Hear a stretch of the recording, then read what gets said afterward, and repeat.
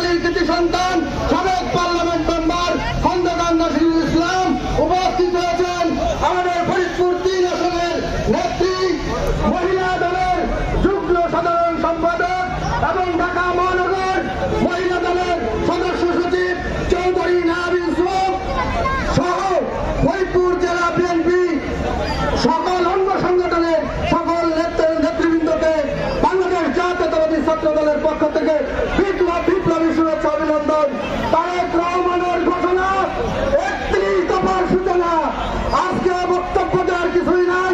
বাংলাদেশের ঘরে ঘরে দেশ নায়ক তারেক রহমান 31 দফা ঘরে ঘরে পৌঁছে দেওয়ার কথা বলেছেন। বাংলাদেশ জাতীয়তাবাদী ছাত্র দল বাংলাদেশের 64 জেলায় 31 দফা ঘরে ঘরে জনগণের কাছে পৌঁছে দেওয়ার জন্য কাজ শুরু করেছে। আজকের এই বিশাল জনসমাবেশে সবাইকে উপস্থিত হওয়ার জন্য বাংলাদেশ জাতীয়তাবাদী ছাত্র দলের পক্ষ থেকে শুভেচ্ছা এবং অভিনন্দন জানাই আমার সংক্ষিপ্ত বক্তব্য শেষ করছি। সবাইকে ধন্যবাদ। দেশ